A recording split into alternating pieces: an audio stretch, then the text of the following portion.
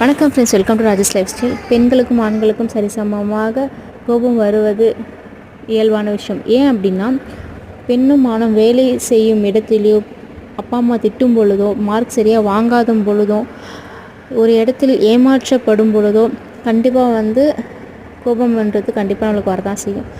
பண்ண தப்புக்கு அப்பா அம்மாவை திட்டுவாங்க. வேலை செய்கிற இடத்துல நம்மளுக்கு உயர்ந்த பதவியில் இருக்கவங்க கண்டிப்பாக திட்டும் பொழுது அந்த இடத்துல நம்ம வீண் வாதம் தேவையில்லை.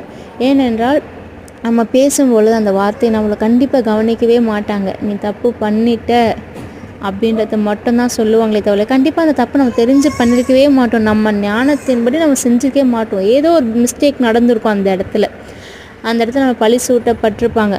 ஸோ அந்த இடத்துல அந்த பழியை வெளியேறி வருவதற்கு நம்ம